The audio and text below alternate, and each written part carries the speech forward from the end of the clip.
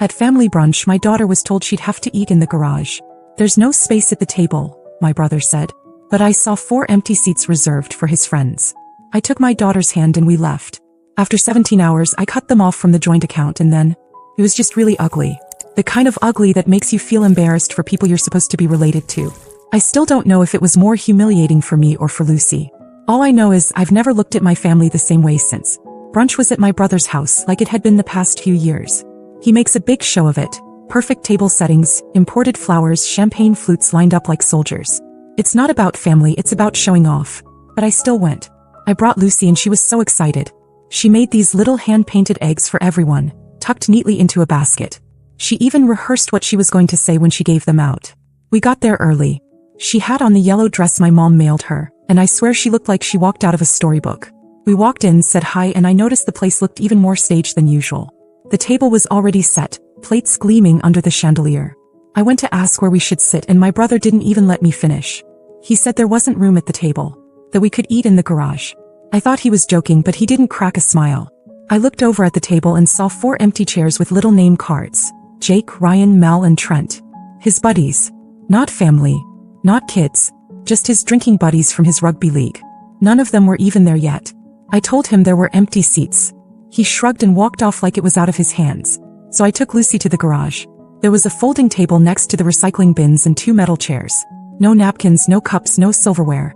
Just a stack of paper plates and a serving tray with cold quiche. Lucy asked if we'd done something wrong. She's 8. She doesn't ask questions like that unless she feels something's deeply off. I didn't say anything. I just picked up her basket, took her hand, and we walked straight back out. No scene. No goodbyes. We got in the car and she cried the whole way home. I didn't say a word. 17 hours later, I opened our joint account, the one tied to the family trust. I moved my half into a private fund, changed the access permissions, and locked him out of every shared asset we had. I didn't tell anyone. I didn't need to. He texted me that night. Said he didn't know what came over him. That the seats had just been for the guys and it was all a misunderstanding. Said we should talk. But I was already making a list of everything else I was going to take back. Once something cracks like that, it doesn't go back to the way it was. You start seeing all the other fractures that had always been there. Things you ignored. Things you made excuses for. But once you let yourself really look, it's all you can see. I didn't stop at the joint account. That was just step 1. The next morning, while Lucy was still sleeping, I made coffee, sat at the dining table, and started listing everything I shared with my brother, financial, legal, or otherwise. I had forgotten how much there was. The rental property we bought together 10 years ago. The brokerage accounts our father set up for us. The tax shelters. The lake house in Vermont. Even the landscaping business he technically ran, but I quietly funded when it almost collapsed during COVID. I sent emails. Made phone calls. Asked for meetings. All of it under the radar. Calm, efficient, surgical. The kind of quiet people don't notice until it's too late. By Monday, I had pulled my name off the lease agreement for the property and sent over paperwork for the profit split buyout. Our lawyer, Jeremy, looked confused but professional. He said he'd loop my brother in soon. I told him to wait until the check cleared. I wanted clean lines and 0 loopholes. By Tuesday, the financial advisor we both used was on a video call with me, looking visibly uncomfortable. He asked if I wanted to schedule a joint meeting to talk things through. I said no. That's when the calls started. My brother, his wife, my mother. They were all circling the same drain, asking if I could explain what was happening, what they did wrong, why I was reacting this way. As if Lucy eating next to an oil can wasn't reason enough. By Wednesday, I got a knock on my door. A delivery guy holding a vase full of peonies. My favorite. I opened the card before I even brought them inside. I screwed up. Please let me make it right. You and Lucy mean everything. There was a version of me maybe 2 years ago who would have cried reading that. Who would have taken a deep breath and called him back and told him it was okay. That version of me died in the garage. I waited a few hours before texting him back. Said I appreciated the flowers. That I just needed space to cool down. That I wasn't going to do anything drastic. He responded within 3 minutes. Called me twice. Sent a voice message I didn't even open. The next morning, while he probably sat sipping coffee feeling like things were smoothing over, I met with a separate attorney. A specialist in asset reallocation and internal audits for private family businesses.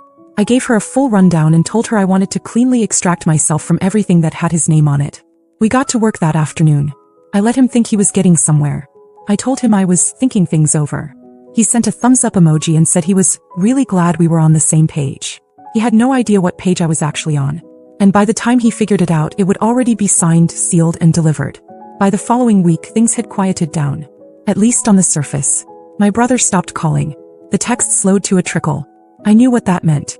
He thought the storm had passed, that I'd gotten it out of my system and would be back to playing the dutiful sister who always kept the business running behind the scenes.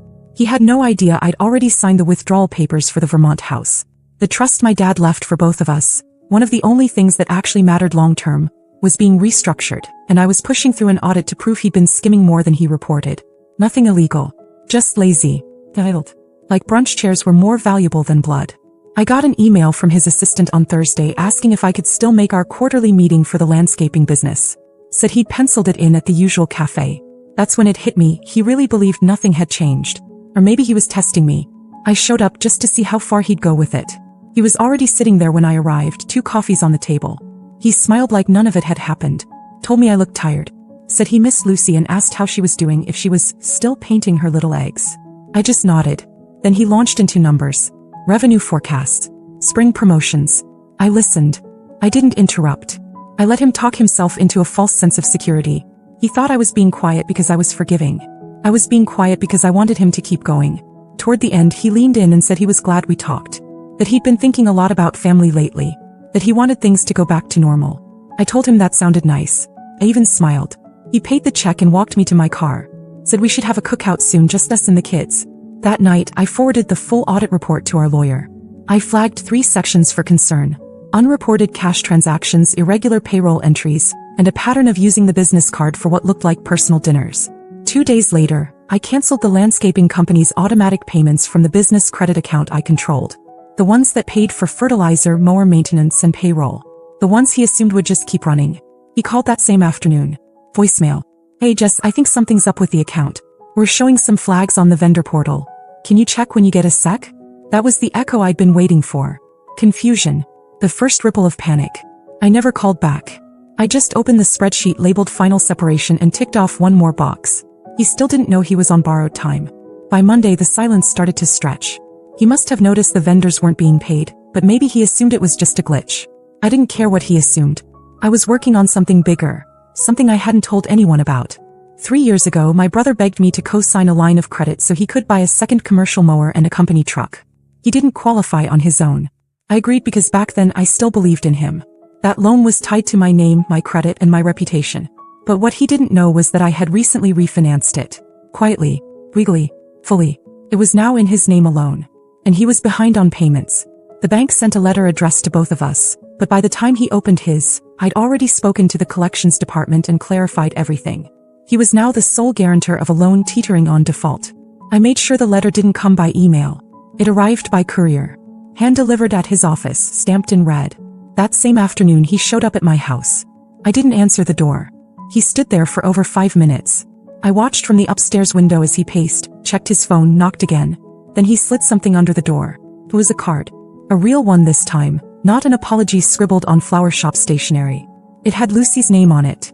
Inside was a $50 gift card to an art supply store and a note. Tell her I'm sorry. I was an idiot. I just want to fix things. Please. It could have almost worked. Almost. But that evening, Lucy asked me why we hadn't gone back to Uncle Matt's house. I told her the truth in the simplest way I could. Some people think they can treat others badly and then use gifts to cover it up. She didn't say anything for a while. Then she went to her room and painted a little sign. It said, "You don't need a table. You need manners." I didn't show it to him. I kept it on the fridge. The next unexpected piece fell into place a few days later. My cousin Danielle called. She was on the board of a small community foundation that provided grants to local businesses, mostly for eco projects and community landscaping. She said she had just received a panicked email from Matt. He was trying to secure emergency funding because a key investor had suddenly pulled out and payroll was about to bounce. She didn't know that investor was me. She said it seemed out of character. That Matt had been boasting about growth just last month. She asked if I thought he was okay. I told her he was fine. What I didn't tell her was that I'd also submitted a tip to the foundation's ethics board, anonymously, about how he'd been redirecting funds meant for community gardens to upgrade equipment at private residences. I didn't expect them to act on it. But the next morning I got a text from Danielle. "You were right. It's all unraveling." By the time he realized what was happening, it was already too late to stop any of it.